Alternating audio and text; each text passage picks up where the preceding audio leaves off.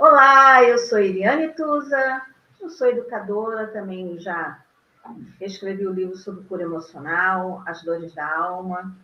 Também estou estudando neuropsicanálise e, como estudante de neuropsicanálise, tenho estudado comportamento de massas e tenho feito a minha monografia sobre as dores da alma e tenho pesquisado bastante grupos seletos, né? Os motivos, as razões pela qual a pessoa adoece, ela fica com seu emocional abalado, com depressão, com ansiedade. Enfim, as dores da alma são por diversas formas, né? Muitas das vezes a pessoa guarda no seu subconsciente um trauma vivido no passado, uma frustração, uma perda de um ente querido, passou por um momento assim de estupro, né? Pedofilia, a perda de um emprego, uma rejeição, né? Uma traição, enfim, são muitas as razões, né? As rejeições têm sido muita causa de muitas dores emocionais. E hoje em dia, na nossa sociedade, é muito comum. Nós vivemos numa sociedade chamada como uma sociedade moderna, mas, como diz Augusto Cury, é uma geração que está adoecida, tem enfrentado muitas dificuldades quanto a essa questão de lidar com o seu emocional, devido ao que? Às redes sociais, né? E o padrão de vida, a exigência que a sociedade impõe para as nossas vidas, né? O padrão da beleza, de ter uma condição financeira estabilizada, enfim, e ter uma vida cultural, intelectual, né? Bem estabelecida, por muitas razões, né, gente? Então, hoje nós já estaremos falando sobre a questão do preconceito, a dor da rejeição, de um ex, a sexualidade, e quando a solidão se torna a sua melhor parceira. Você vai descobrir isso aí hoje. Olha, a cereja do bolo é pro final, tá, gente? Então, vamos acompanhar esse trabalho, esse estudo que vai ser de grande valia. Se você puder, compartilha, assine, ative o sininho das notificações aí, né? Para que você possa participar e abençoar outras vidas, né? Fazendo um comentário, que é muito importante para nós, para a gente entender que realmente o trabalho que nós estamos realizando, então, trabalho com propósito, são pesquisas, estamos escrevendo, né? E que realmente é muito importante para a sociedade atual, que muitas pessoas estão vivendo grandes conflitos, né? Existenciais, crise de identidade, e precisam muito, né, desse tipo de comentário, desse tipo de estudo, para abençoar as suas vidas, né? Então, nós estaremos aqui falando a jornada da cura emocional, né? Nós já temos aí no nosso canal falando sobre o mais sete, metanoia, a renovação mental, enfim. Hoje nós estaremos falando da dor da rejeição, a falta de acolhimento, as nossas escolhas que têm consequências às vezes devastadoras, que pode ser o motivo e a causa da dor da alma, né? Que muitas das vezes fazemos escolhas erradas. E nós temos um grito da nossa alma que geme, e eu quero, eu preciso, e muitas das vezes nós não sabemos como lidar com isso. Então, essa questão, quando o grito da nossa alma, nós sentimos e queremos algo e que nós não alcançamos, então nós criamos uma certa ansiedade, uma expectativa muito grande. E essa ansiedade, né, pode fazer com que você venha tomar decisões erradas, venha fazer escolhas erradas. É necessário que você silencie a sua alma para ouvir a voz de Deus. Nós estamos aqui falando, sim, vamos falar sobre a neuropsicanálise, algumas formas, né? Essas ferramentas que eles nos dão são muito boas, mas nós não podemos desprezar o que é mais importante para mim, no meu caso, né? Que é a palavra de Deus, que é a cura divina, porque nós podemos indicar você para um ótimo profissional e eu já deixando bem claro que eu não faço abordagem clínica com ninguém, não tenho atendido ninguém pessoalmente. A única coisa que eu faço é estudar, estou escrevendo, fazendo a monografia, meus livros, melhorando as minhas pesquisas, cada vez mais tentando aperfeiçoar, para que vidas sejam alcançadas através dos livros, dos vídeos, né? Mas não podemos desprezar as ferramentas da psicanálise, da psicologia e nem da palavra de Deus. A palavra de Deus é um manual de instrução para as nossas vidas. E realmente, às vezes, fazemos escolhas que têm consequências devastadoras para as nossas vidas. Então, dentro da psicanálise tem a sublimação, que é canalizar para o bem. Às vezes, quando você tem essa compulsão, é desviar as energias dos instintos sexuais para alguma atividade artística, para um propósito de vida, né? Então, que você tem que ter foco quando você não pode consentir no que você sente, sentir e consentir. Você não pode consentir no que você sente. Muitas das vezes nós temos um desejo, nós temos vontade de fazer alguma coisa, mas se você tiver vontade de matar, você vai matar. Às vezes a pessoa fica irado, né? Fica com raiva, e você sente vontade de ter uma vida financeira melhor, você vai roubar para ter, se você não consegue, através do seu trabalho, através das suas atividades? Não vai fazê-lo, não é verdade? Então, você também, quando sente um desejo pelo sexo oposto ou pela pessoa do mesmo sexo, tem uma crise de identidade, você tem que ter a decisão de dizer não ao apelo e à tentação na carne, que resultam num erro e uma queda. E isso promove as dores da alma, né? Que aí a sua alma vai gemer e vai gritar, e você fica com seu emocional abalado, você começa a ter uma depressão, fica angustiado, enfim. E por conta disso, né, você não pode consentir. Você acredita que tem que consentir com aquilo que você sente? Não. Você não tem que consentir aquilo que você sente. Você pode virar o jogo, porque você tem uma vontade, mas você não tem que fazer aquilo que você tem vontade de fazer. Você tem que fazer aquilo que é coerente, que é racional e que vai ser melhor para o seu futuro, tá? Para que a sua vida avance, porque muitas vezes você, por um prazer momentâneo, você pode atrair maldições hereditárias para a sua vida e consequências devastadoras. Isso aí nós temos, no caso, na palavra de Deus, Davi e Batseba, né? Em Samuel, no capítulo 11, Davi deveria ter ido para a guerra, todos sabem, segundo a palavra, que Davi era um homem segundo o coração de Deus, né? Era o rei de Israel, e Davi estava no terraço, ele, quando deveria ter ido para a guerra, não foi, quando ele avistou a Batseba, e ele se encantou por aquela mulher, uma mulher atraente, uma mulher linda, e a desejou e mandou que seus servos fossem buscá-la, e eles foram buscá-la, e ele a possuiu. E, através desse relacionamento, ela engravidou, e como é que eles iriam justificar uma gravidez, uma vez que o marido estava na guerra e ela engravidou? Então, foi um rebuliço, né? Um problemaço. Aí o que ocorre? Para tentar disfarçar ou maquiar essa situação, Davi, enviou uma carta para o general para que colocasse o marido dela na frente da batalha para que ele fosse morto.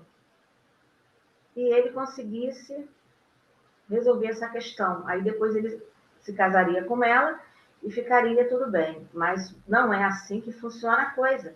Porque ele era um homem de Deus. Era um homem segundo o coração de Deus. E Deus o perdoou pelo seu pecado? Sim, o perdoou, porque ele se arrependeu muito. Porém, ele foi punido. Seu filho faleceu, fruto dessa relação. E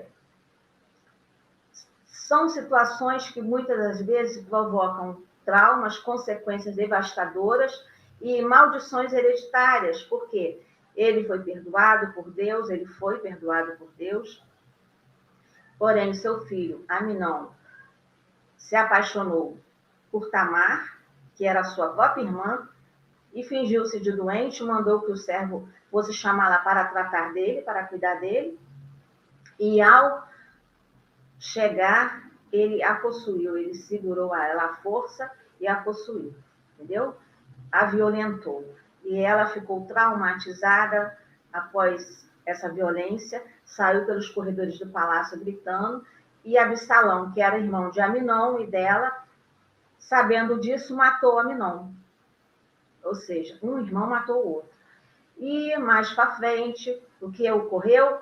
Absalão, ele levantou-se contra o próprio pai e tentou tomar o reinado do pai, e um dos seus generais da guarda de Davi matou Absalão. Ou seja, uma tragédia, consequências, maldições hereditárias, o sangue jorrou na sua casa. Ou seja, então nós temos que ter cuidado, que através de um laço de alma, nós podemos estar traçando o futuro das próximas gerações, dos netos, dos bisnetos. Então, isso precisa ser interrompido. E só através de um novo nascimento, ou de um arrependimento profundo, e um novo nascimento é que se corta os laços de alma e as maldições hereditárias são interrompidas. Mas é necessário o quê? Confessar o seu pecado e deixar o seu pecado.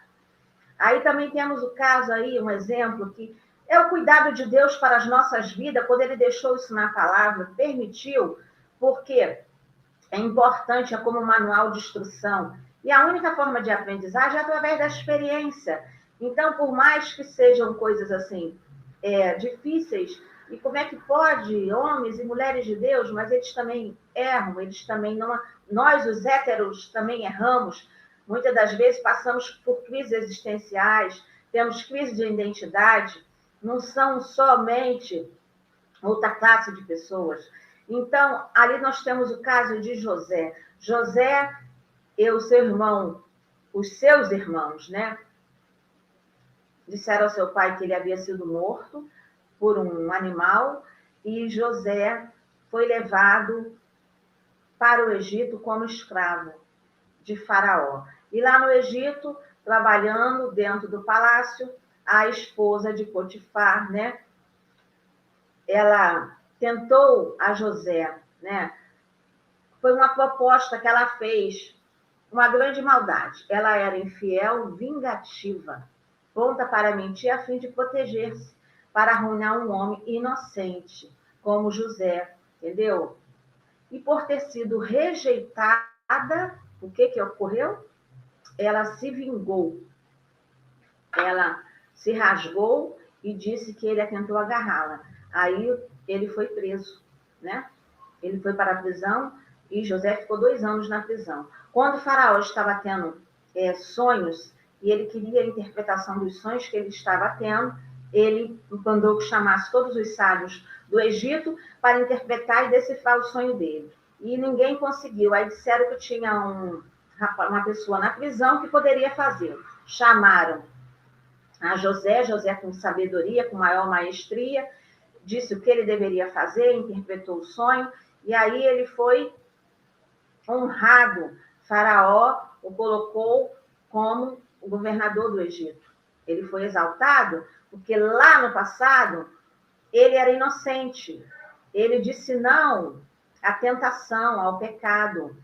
Ou seja, ele não aceitou, entendeu? Ele submeteu a carne dele à servidão do espírito, por mais que ele se sentisse tentado, ele não aceitou praticar aquele ato, que era um ato ilícito, errado, seria um adultério, né? Agora também temos o caso da samaritana, que está em João 4, samaritana. A vida leviana daquela mulher, né, que era reprovável, né? Havia nela uma alma necessitada de compaixão, estava socialmente marginalizada, né? E moralmente esfarrapada. É assim que o Senhor Jesus e Yeshua encontrou, né? Entendeu? Então, o que aconteceu? Jesus encontrou com a mulher samaritana junto ao poço de Jacó quando estava passando pela região de Samaria, né? Era meio-dia e os discípulos foram buscar o alimento, o pão, enquanto ele conversava com ela. E a mulher disse a Jesus: Senhor, nem sequer tens balde e o poço é fundo, de onde vais tirar água? Por acaso és maior que o nosso pai Jacó, que nos deu um poço e que dele bebeu, como também seus filhos e os seus animais? Respondeu-lhe o Senhor Jesus: todo aquele que bebe desta água terá sede, da água do poço, essa água física que nós bebemos. Nós voltamos a ter sede.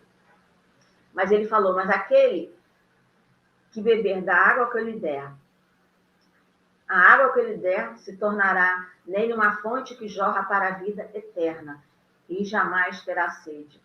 A mulher disse ao Senhor Jesus, quando ele arguiu: cadê o seu marido? Ela falou assim: eu não tenho marido. Ele falou: dissestes bem, porque tiveste 5 e o que tem este não é seu. Ou seja, Deus, o Senhor conhece, ele sabe tudo sobre nós, né? Não há nada oculto que não há de ser revelado diante do Senhor. Ele conhece a nossa vida, ele sabe aquilo que vivemos. Ela falou: vejo que és profeta, né? Então, o que aconteceu? Com aquele encontro com o próprio Senhor Jesus, ela foi transformada, ela foi impactada, entendeu? Maravilhosamente. E ali ela saiu para contar a todos que ela encontrou com o profeta, que ele estava ali naquele lugar e que ele falou toda a sua vida. Ela ficou maravilhada. Ela falou: Senhor, vejo que és um profeta. Entendeu? Então, a água que o Senhor nos dá é água para a vida eterna, uma água que purifica, que limpa, que lava. Os rios do trono de Deus, né? Esta água purificadora que representa a vida eterna, o Espírito Santo de Deus, é isto que o Senhor quer nos dar, é isso que o Senhor quer te abençoar neste dia. Vamos falar agora sobre a questão do preconceito, né?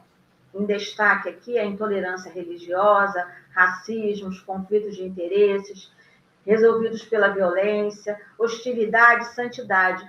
Temos questões que às vezes enfrentamos, como intolerância religiosa, o racismo. Isso aí também, através disso, muitos entram em depressão e ficam adoecidos, sofrem uma rejeição, ficam angustiados, ficam com mágoa no coração.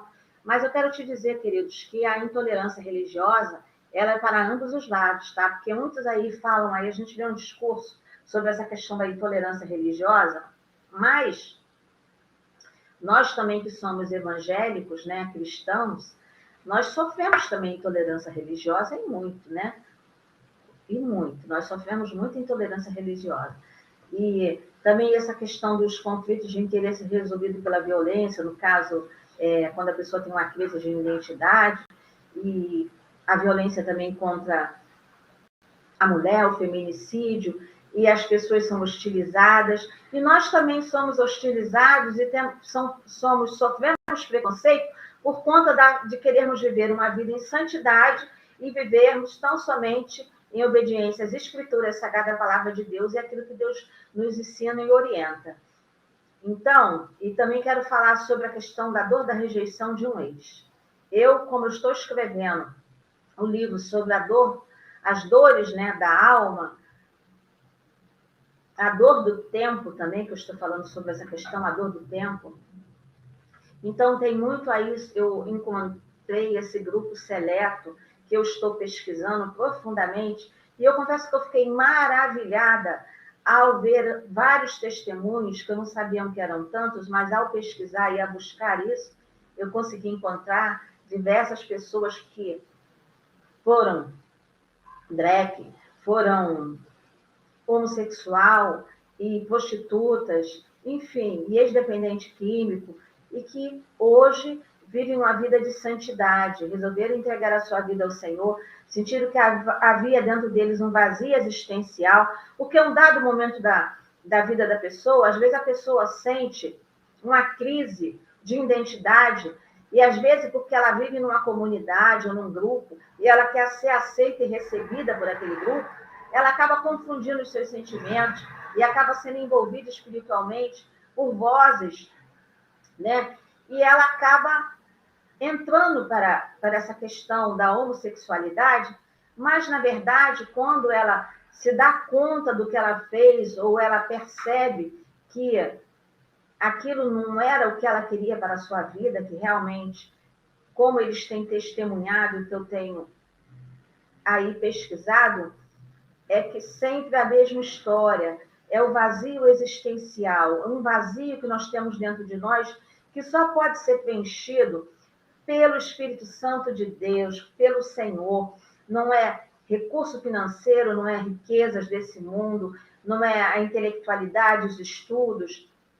Não adianta. A única coisa que pode preencher esse vazio, por mais que você se apaixone, você tenha um amor, não vai conseguir preencher. Esse vazio é um vazio que só pode ser preenchido por Deus. Então, eu acredito assim, que a psicanálise, a neuropsicanálise, a psicologia são ferramentas maravilhosas, sim. Eu gosto, eu aprecio muito, porém, cura só Deus. E a palavra de Deus é um manual de instrução para as nossas vidas, e é científico, gente. Nós não temos que ter preconceito quanto à palavra de Deus, porque o que está escrito ali é muito atual, entendeu? E tem ali conselhos para todas as áreas da nossa vida, para todos os conflitos que vivemos, tá? Então, quando a pessoa chegou ao ponto de ter um arrependimento, tomou uma decisão para uma mudança de comportamento, eles também estão sofrendo preconceitos, porque estão sendo perseguidos por terem mudado de atitude, o foco. Então, isso também é preconceito, né? Então, nós temos que respeitar decisões e as escolhas, sim. Vamos respeitar as escolhas de cada um, mas vamos respeitar o direito da pessoa a querer viver em santidade e ser um hétero. E ter uma família tradicional, né? Então, nós temos que respeitar também. E muitos estão sofrendo perseguições, estão sendo rejeitados, por quê? Quando eles tomam essa decisão, muitas das vezes eles são hostilizados, a igreja não está preparada para isso, e erramos muito, sim, porque acabamos por hostilizar, né? Então, gente, olha só. Não fomos preparados para lidar com essa situação. Às vezes nós não conseguimos, né, entender muito bem. Eu agora, através dos estudos e das pesquisas, é que fui abrir o meu entendimento, que era um grupo que eu não me dava muita importância, eu não tinha foco. Porém, ao escrever sobre as dores da alma, a dor do tempo, eu encontrei esse grupo e comecei a pesquisar, né? E aí fui descobrir que muitos testemunhos, eles tiveram um encontro pessoal com Jesus, o Espírito Santo começou a trabalhar na vida deles através da pregação da palavra. A palavra de Deus é maravilhosa. Diz a palavra de Deus, conhecereis a verdade, e a verdade vos libertará, através da palavra, da verdade escrita, porque a letra mata, mas o Espírito vivifica. Desculpa, gente. A letra mata, o Espírito vivifica. Então, nós temos que respeitar a decisão, né? Não é verdade? Eu quero ser respeitada por ter o direito de cultuar e adorar ao meu Deus, né? A servir a Yeshua, a Hamashia, ao Senhor Jesus Cristo, e viver uma vida de santidade. Mas nós somos perseguidos, querem calar a nossa voz, não querem nos dar o direito de pregar a palavra de Deus, ou de falar as verdades escritas na palavra de Deus. Então, a questão da sexualidade é algo muito sério, mas você não pode consentir no que você sente. Você pode ter um momento, uma crise de identidade, porém você não precisa viver isso. Conversando com uma jovem, ela confessou para mim que ela se achava bissexual. Por quê? Quando ela ficava olhando para as meninas, ela ficava admirando muito uma menina muito linda. Gente, pelo amor de Deus, admirar uma mulher, admirar outra mulher, não quer dizer que você seja bissexual ou que você seja uma lésbica. Eu admiro outras mulheres, quando as mulheres são bonitas, né? São perfeitas. E isso não quer dizer, pelo amor de Deus, que você entrar em crise de identidade achando que você é uma lésbica porque você admirou outra mulher ou um homem. Admirar um outro homem por ser inteligente, ser bonito, e você achar que você é gay porque você admirou outro homem. Isso não tem absolutamente nada a ver. Então, está tão na moda o negócio aí, que as pessoas estão confundindo, está tendo crise de identidade sem ser. E já vi casos, como foi o caso de testemunho, através das pesquisas, de homens que se envolveram, né, com homossexualismo, mas no meio do caminho se apaixonou por uma mulher. E aí? Você está entendendo? Então, ou seja, teve um dado momento da sua vida que houve uma confusão de sentimentos, né? E ele tomou a decisão errada, fez as escolhas erradas, mas depois retornou porque viu que não era nada aquilo. Isso acontece, então nós temos que respeitar também, não é verdade? Amar uns aos outros, como diz a palavra, como eu vos amei, porém, Deus nos ama, sim, mas Ele não ama o nosso pecado ou as nossas atitudes e escolhas erradas. Tem a passagem na Bíblia que diz ali em Romanos, porque eu sei que em mim, isto é, na minha carne, não habita bem algum. E com o querer está em mim, mas não consigo realizar o bem. Ou seja, o bem que eu quero fazer, eu não faço. E o mal que eu não quero, este acabo por fazer. Você está entendendo? Então, o que ocorre? Nós podemos ter um momento, uma crise existencial, sim, mas não quer dizer que nós precisemos viver. Não quer dizer que você tenha que tomar uma escolha errada, só porque você teve um sentimento, você teve um dado momento em que você se sentiu algo diferente, um sentimento diferente. Nós todos sofremos preconceitos, nós somos hostilizados, nós sofremos violência verbais aí pelas redes sociais, mas nós temos que ter o domínio próprio e, como Gálatas diz, usar os frutos do Espírito, que é a benignidade, a bondade, a mansidão, o domínio próprio, a alegria, que são os frutos, né? Que está em Gálatas 5:22. E essa passagem bíblica tem a ver com o quê? Com a inteligência emocional, que é muito falado dentro da psicologia, né? A inteligência emocional. Então, usarmos a inteligência emocional. Quando você tiver uma crise de identidade, você parar para ouvir a voz de Deus, conversar com o Senhor, pedir a misericórdia, pedir ajuda espiritual, fazer uma oração, ter as práticas espirituais, jejuar. O jejum é poderoso para submeter a sua carne à servidão do Espírito, para matar os desejos carnais, através da adoração, através da leitura da palavra. A palavra, conhecereis a verdade vos libertará. Então, o fato de você ter uma crise existencial não quer dizer que você tenha que viver. Existe também, porque falar alivia as angústias. Então, nós temos a cura pela fala, isso também é dentro da psicanálise, sim, que Freud, através de muitos estudos, chegou a essa conclusão. Entendeu? Eu vou até ler aqui rapidamente. O método proposto pela psicanálise que tem sua origem na escuta do sujeito que sofre.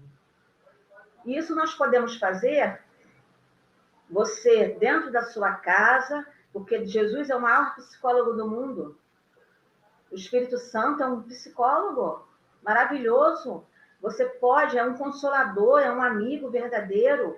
Você deitar a sua cabeça no seu travesseiro, entrar, fechar a porta do seu quarto e coloca uma cadeira ao seu lado e vai conversar com o Senhor. Fala, Senhor, senta aqui, conversa comigo, me ajuda, peça ajuda. Reconheça que você precisa de ajuda, tenha humildade, entendeu? Por isso é imprescindível, voltando a ler sobre a psicanálise, que esta escuta analítica se desdobre numa escuta de si, ou seja, examinar a si mesmo. Porque Freud chegou à conclusão que quando, na época, eles estavam fazendo um tratamento, que ele não estava adotando, que ele realmente discordava dos seus amigos, né?